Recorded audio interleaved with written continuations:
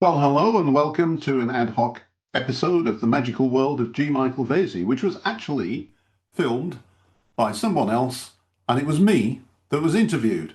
Yes, that's right. Neil McDonald interviewed me earlier today in a warm-up to his Mysterious Earth conference.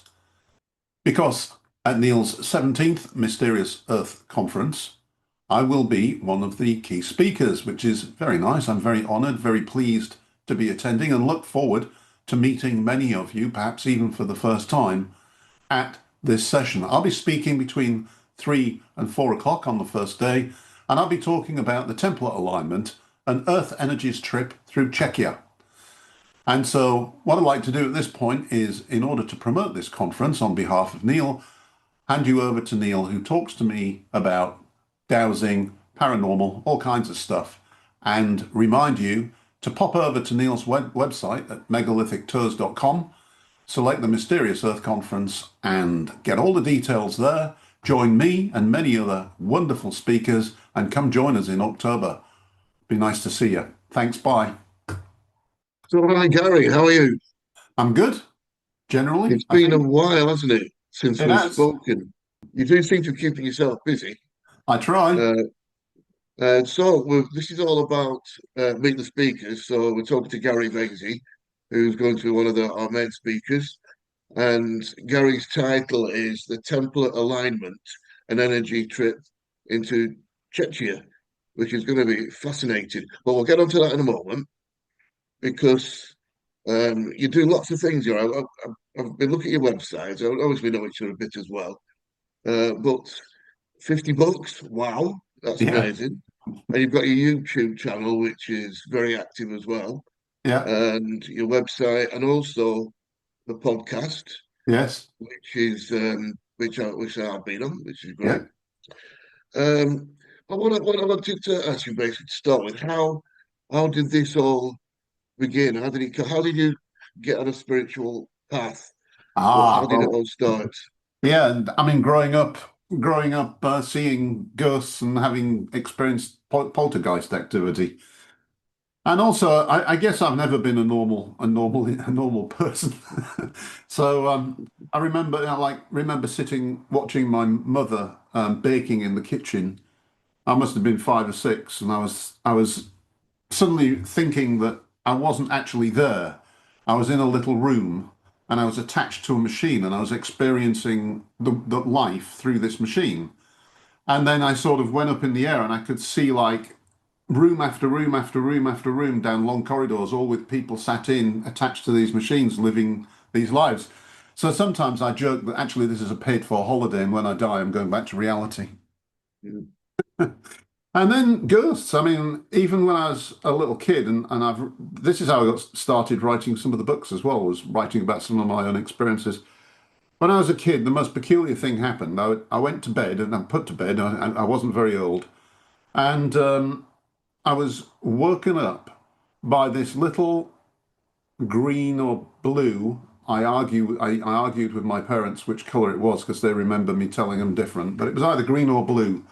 Little peculiar man that jumped out the mirror on my wardrobe, shot me with a gun as I laid in bed, and the gun was one of those ones where it went bang, but then a flag came down and said bang, right, like a joke Right. gun, and then jumped out the window, and the window was closed, so he jumped through the glass, and Wow. I couldn't believe what I'd just seen. And anybody would think, a small child, it was a dream, or it was you just, overactive imagination. But my dad came running up the staircase because him and mum heard the gunshot, Right. Right. and And then I never understood what that was about. Because, and I recently I thought it was blue, but when my mother was alive and she heard me say that, she said, "No, no, you said it was green at the time." So you interpret memories going. But it was a very, very interesting initial paranormal experience. And after that, stuff would happen quite frequently. And I was one of those guys that even at the age of 11, 12, I was going to the public library. And a bit like Thomas Sheridan sometimes talks about us picking out the lurid book covers about Satanism and witchcraft with topless women on the front cover and trying to hide them when I went home so I could read them, because I wanted to read about magic. And I was a bit embarrassed about the topless women on the cover and what my mother would say. And I eventually found myself, with my parents' permission, going to meetings of the church for, I think it was a Church for Spiritual and Psychical Research, which was meeting in the Methodist Hall. And I was like 14, 15, surrounded by people in their mid 50s and older, and quite a novelty. And one of the ladies, Mrs. Marsden, I remember her name, she lived quite nearby and she knew my mother. So she sort of took me under her wing and gave me access to her library, which meant I got books by, Rudolf Steiner, all kinds of magical people, Aleister Crowley, Golden Dawn people. And so I was reading all of that stuff back in 1974, 75. And I was even trying to put it into practice at school. If I got bored in a math lesson, I'd try to make the teacher look at me through concentration, or I'd try, if there was a window cleaner, I'd try to get the window cleaner to look at me just by concentrating on, not looking at them, but concentrating on look at me, and seeing if I could do it. And I discovered I could do it and could do it quite consistently. So this all, I mean, this set up for a life of magical adventure, really. And then, of course, I ended up studying with Servants of the Light and did their 5-year correspondence course, which I found absolutely magnificent and really set me off on a track. I found an inner contact called Astaroth.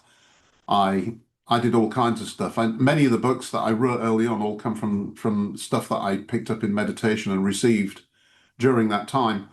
And eventually I became like a supervisor for the school as well. So I was supervising other students, all from Houston, Texas at the time.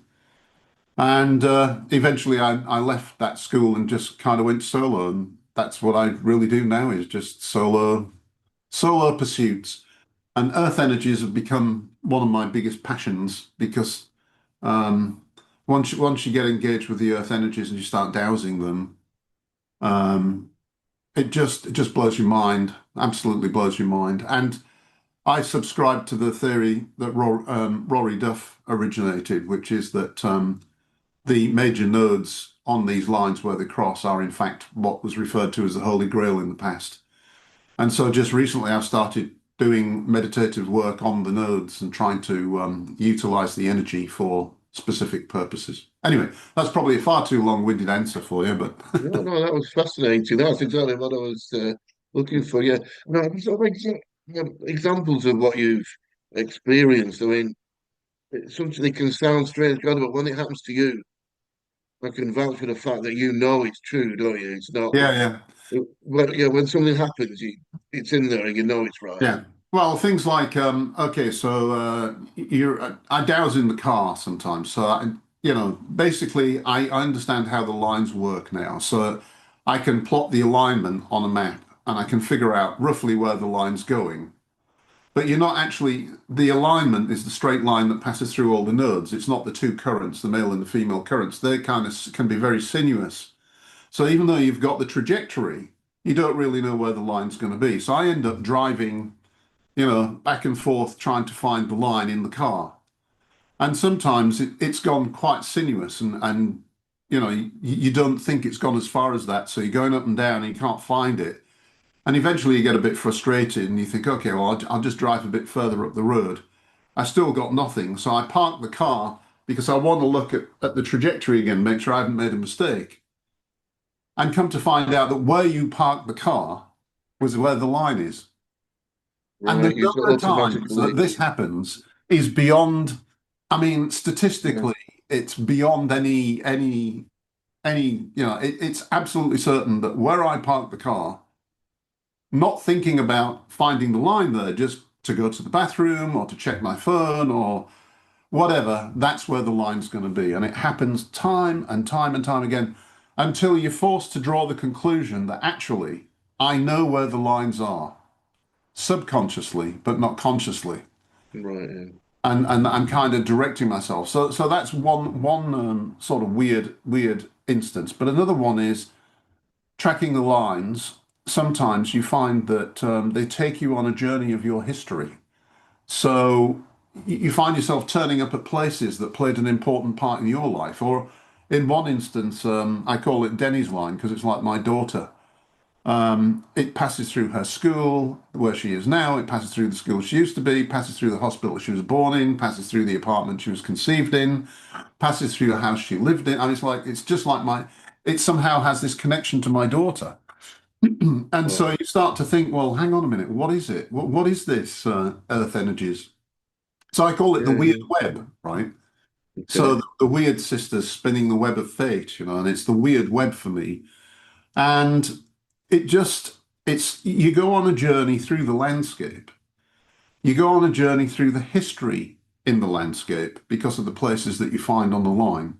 But you go on a journey into yourself as well, and you find out a lot about who you are, how you're connected to nature, how you're connected to the powers that be, whether you call them pagan gods or whatever.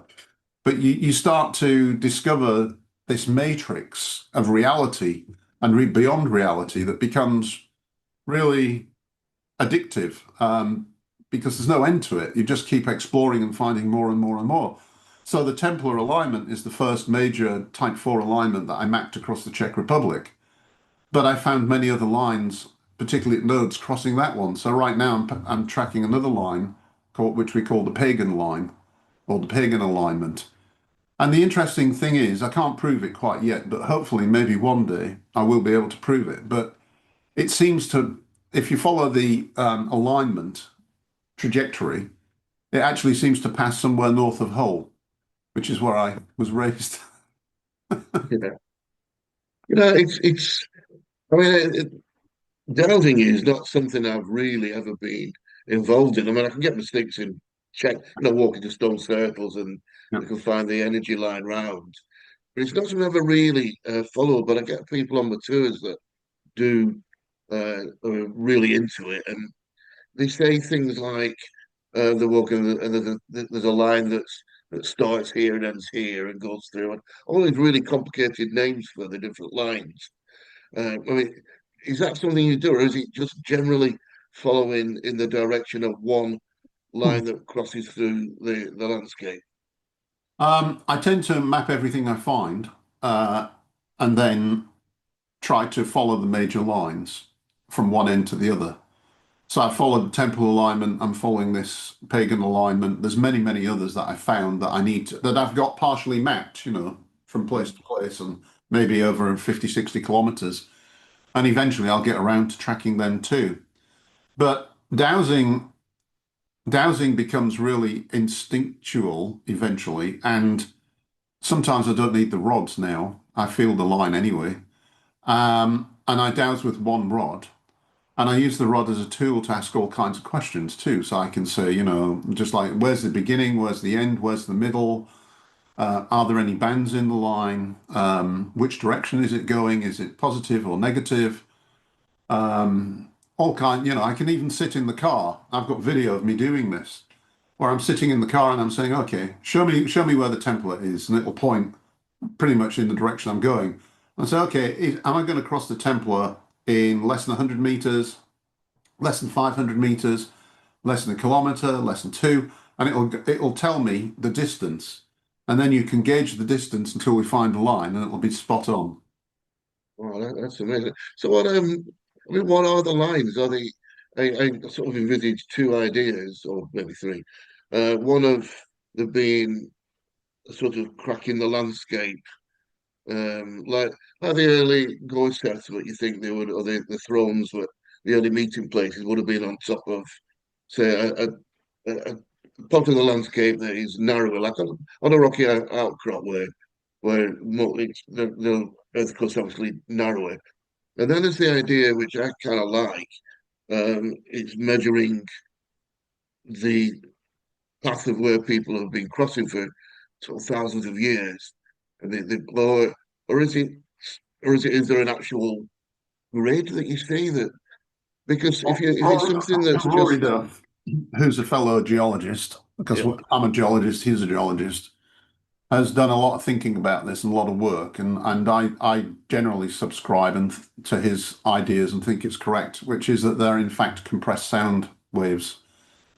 and they go all the way around. So basically, you've got obviously the planet has a solid core and a liquid outer core, and with the spin of the planet, basically one is shifting against the other. So you've actually got a sound generator, and it's generating very low frequency sound, and in all directions from the core of the Earth.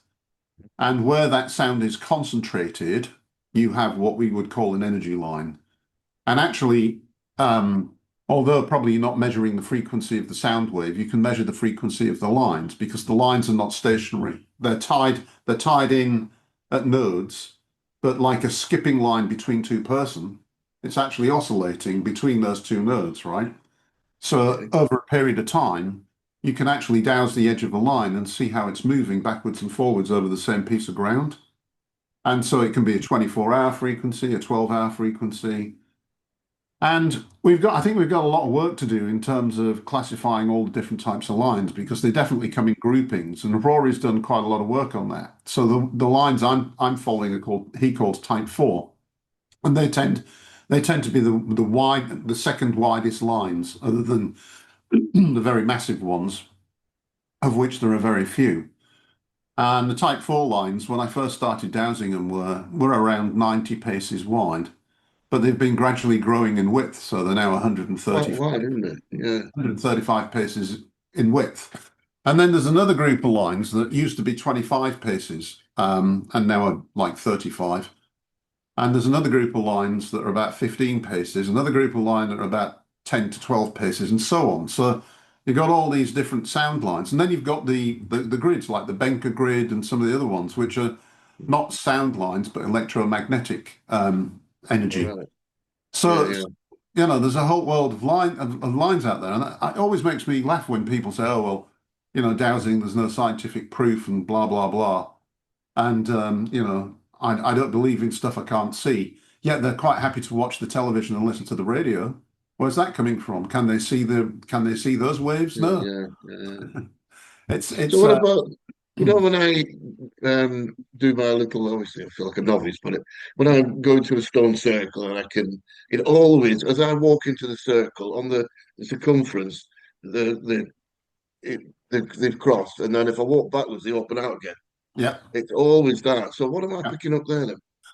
Well, usually when you've got a node, and usually a stone circle is on a node, those stones are arranged in such a way that they're leveraging the energy. So what I always find is, like you say, a circle or a circular shape, an outer ring that you can douse that's connecting all the stones in the circle, and then usually radials going from the stone into the center. And you find, and also if you're open to it, you can actually douse the shape of the node. And Hamish used to Yeah, douse those, and he saw the patterns. They'd be like star patterns, sometimes symmetrical, sometimes not. And that led Rory also to talk about types of nodes and try to classify nodes. So you have nodes that are symmetrical, you have nodes that are asymmetrical. So for example, you might have two type 4 alignments coming in and noding, and then you'll have several of these smaller lines coming in, and everything's nicely, symmetrical. So you get that symmetrical star type pattern. And then you get other ones where maybe you've got two lines coming in noding, and then you've got a single, maybe the positive or the negative of another line noding, but its pair does not, for example, and that would be an asymmetric node because it's not balanced. And then if you plot the pattern, it's going to be like a more of a warped star shape, if you see what I'm trying to say. So we talk about symmetrical and asymmetrical nodes and all different types of nodes, and this is where Rory, who's written this massive book, and I've just got the follow-up actually, that's absolutely amazing amount of research into every aspect of the Grail that you can imagine, really postulates that the Grail actually refers to these nodes, that the Templars went along these lines from one node to the next looking for the Grail, meaning the biggest powerful node that they could find. And, and I suppose when you it's the talk biggest about of the the Holy Grail, cathedral. there isn't just one, there's Grails, right? Yeah, So the nodes yeah, become, some of these powerful nodes become the Holy Grail. And when you go into these nodes and you feel the energy and you work with that energy, it really starts to resonate because I sometimes feel like, it's rejuvenating, it's both spiritually and physically. I think it's healing energy. I've started doing some meditation exercises within the energy and found that the result of the exercise is more dramatic than it would be if I sat here in my room here and did the exercise. So um, we've Rory's developed this group of people that's growing in number that go to the nodes and do group meditation at the nodes with certain objectives in mind. You know, which we won't get into, political sometimes. Oh, right. Okay. Well, But set the world to rights, basically. Yeah, yeah, I do that a lot. yeah. But then I wake up the following morning. But yeah, I mean, what do you think about this? Like, people are always asking me, and it's a big question, isn't it? Um, why are these stones here? What they're all about? And I always say, to me, it's like from a previous society that was much advanced, and they had a different type of physics. Um, so I suppose that tries to, and so that in mind, right? I Dowsers have said that around the stone circle, you've got like a positive and negative, and of the stone. They say that one end of the stone's positive, one is negative, and then the other one is the other way around next to it, and one next to that is the other way around. So I see a kind of sine wave Yeah. going through positive, negative around that circumference thing. So I'm thinking that possibly another form of energy source that maybe a previous society Oh, I'm may convinced have of had. that. I'm absolutely convinced that our ancestors weren't as, dumb as archaeologists would have you believe. Well, yeah, cool, yeah, I think they were very sophisticated, but in a different way. I mean, they didn't have the technology, the material technology that we do to make steel and things, manufacture stuff like that. But they could work with natural stone, they could work with natural energies, and I think they probably utilized these sites for all kinds of things. I mean, I'm not an expert on that, but to me, when you find a major node, or even not a major node, just a couple of small lines crossing, you'll always find, not always, but mostly you'll find a church on it, yeah, and the church will have been there for 1,000 years, and before that it was a pagan site, and before that, and so you start to realize that humanity has forgotten about these earth energies. We've lost that spirituality. We've yeah, forgotten that connection with the planet. And I sometimes, so I've developed to the point where I can sometimes feel the lines without using the aid of a stick. And Eva, who I often go with, she doesn't even need a stick. She can feel the lines immediately. And I would imagine that back in a few thousand years ago, it might well have been that shamans and whatever could actually see the lines, you yeah. know, I'd be surprised. Yeah, and yeah, track them. And I started dowsing energy lines on archaeological sites in Moravia because along the Austrian-Czech border is where the Moravian Empire, well, princedom wasn't much of an empire, and that was a Slavic princedom around 800 to 1200, right? Excuse me. And there's quite a lot of archaeological sites, and the one thing that I noticed is that they have churches, and the remains of which are built always on the lines, on these small lines. And where there's a larger church, it will be on a node of all these smaller lines. And it's so consistent that yeah. I went into a museum that had been built around an archaeological site where they'd unearthed the Slavic church with all the skeletons in situ and everything.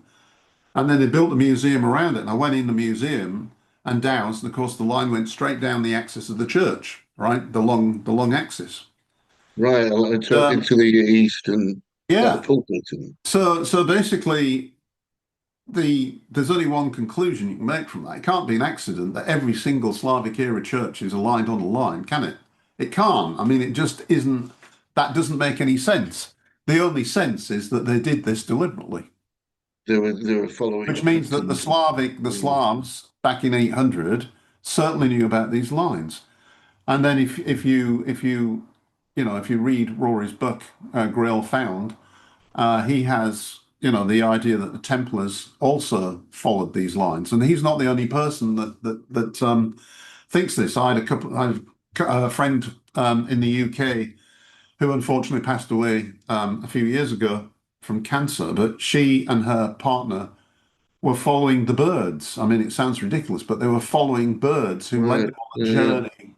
And they realized in the end that they were following pathways, that these were all Templar pathways.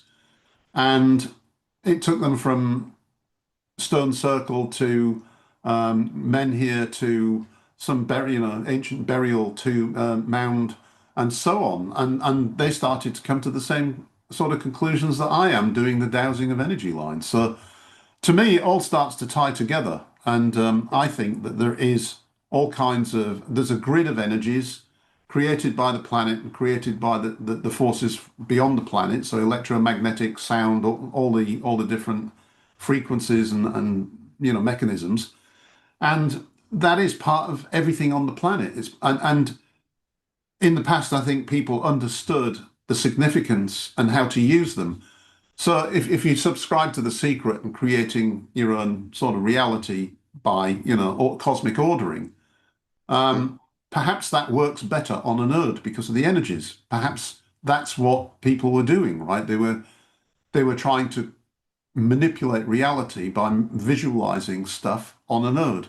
And then they would build a structure on the node to identify it, to magnify the energies. And what did the Templars do? They built massive cathedrals using I was sacred, just about to mention that. Yeah. I mean, and if you want uh, something that's really going to emphasize yeah, to an emphasize and energy, accentuate the energies to work with it more effectively. I think the Templars came back from digging underneath the Temple Mount, Yes. and they suddenly did that. So whatever they found And beneath again, Columbus Temple, Rory's, I mean, I keep mentioning Rory, but he's done some amazing work, Rory Duff. And, if you grab this book, it's a massive book, a big read, and it takes forever because every chapter you have to start thinking really hard about, it starts really getting your juices flowing. But he reckons that's what the Templars found. They found something to do with the real meaning of the Holy Grail. And um, out of the Templars came the early stories about the Holy Grail, yeah, and yeah, it's all connected with Templars and then the Rosicrucians and so on. And it's all referring to these Earth energies and where these nodes are. And when you think about it that way, it makes perfect sense. Even in the stories, it's a cauldron, it's a spear, it's a sword, it's a cup. yeah, all different things. Yeah, but if you look at a node, if you look at the node, a sound wave node, and you look down on it, depending on where you are, it looks like a cauldron, a cup, a sword, or a spear. Yes, yeah. So you're back to the tarot again. But if you there's a right left wing out from left field here, which are kind of might be connected. Have you know that the phrase "et in Arcadia Eagle"? Say what now? Et in Arcadia Eagle. No, It's that on the painting of Poussin's painting, and it's something I thought you might have come across it. It might I have don't something to speak do with Latin. Translate it for me. it's there in Arcadia. I am. Oh no, therefore Arcadia I. It's on the Poussin's painting that's associated with Rennes Chateau, all that sort of Yeah, thing. yeah. I just thought you might have something, but no, it's okay if that's I not read something you've about it. I looked think I probably read about it in your book because I read your book on all of that, and there's definitely a tie-in, I think, between that and the energy lines and the whole thing going on, and I think there's many tie-ins. Rory would probably have some ideas on that because, as I say, he's done such. I don't know how he did it. He's done so much at. research. It's unbelievable. And That's right. all I'm doing is kind of independently, I think, showing that it's what he did was right. That because obviously I didn't know all of this stuff about Rory's research until after I'd discovered some stuff and went looking for answers. And then talking to Rory, I'm like, wow, okay, I found that too. Wow, okay, I found that too. It's like I'm following on and Fascinating. proving a lot of what he come up with. So your talk, the temporary line, but without going into it, you will spoil it, but you're going to take us along I'm gonna this take path. you on a bit of a journey across. Well, I'm gonna take you on, like I said, I'm gonna take you on multiple journeys. I'm gonna take you on a journey across part of the Czech Republic. Mhm. I'm going to talk about some of the historical aspects of that, the Templars and a certain family in that were very important during that era, but also a journey into synchronicities, personal revelation, and all of that sort of good stuff without giving too much away. Yeah, absolutely. And it's sort of the Slavic paganism, I suppose, comes into it. Yeah, absolutely. Slavic Yeah, comes into it as well. I mean, Eva and I, well, Eva wrote a book that I helped her with by giving her my perspective. And actually, it's the last book we put out, and it tells the story from her point of view. I've already told the story from my point of view in another book, and we found ourselves almost living an archetypal journey of her being one goddess and me being one god in the Slavic hierarchy. That when we realized blew our heads off. It's like, oh my goodness me, this is the story of these two gods, and we're sort of living it. wow. Perun, who's the sky god and sort of the lightning guy, in the Slavic pantheon, the sort of Thor with his hammer and stuff. She she bought me. I mean, she bought me a birthday present, and it was a geological hammer because I'm a geologist and I didn't have a hammer. I was using a regular hammer. And at the time, I'm like, oh, thank you. Finally, I've got a proper geological hammer to work with again and take with me in my bag. So when I'm doing stuff, I can have a tap at the rocks and see what gives. And then I'm thinking about it. I said, you realise you just give me my magical weapon as as per. Yeah, yeah. Well, that's fantastic, isn't it? So this is you haven't finished this. This is your project, isn't it? This Yes, is what it's you're on. ongoing. I mean, it's absolutely changed my life because now I'm fit and active. I'm out every weekend. I'm walking kilometers. I'm exploring places that I never would have looked at. I bought a camper van so I can, stay out longer and not come home. So, Anyway, I know you're a busy man. You're a very busy man. So I think everybody's met Gary now. They definitely know who you are.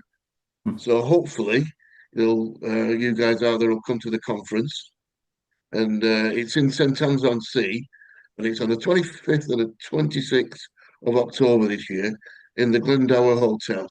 And it's a beautiful hotel. It's the what can we call it? But it's one of the special um, Glen, Best Western hotels. So all the information is on my website. That's megalithic So you can book from there. Then you ring the hotel and book a room. But if you don't want to stay in the hotel, there's many hotels in St Anne's on Sea in Lancashire, straight across from Hull, where you originally came from. yep. So thank you very much, Guy. Really fascinating now. Looking forward to the conference, to be honest. It's going to be great. Everybody will meet up, Yeah. and always a great crowd. So I hope to see you guys at the conference, and I'll um, say goodbye for now. Yeah. Goodbye to Cheers. you. Thank Bye you. to everybody. Bye.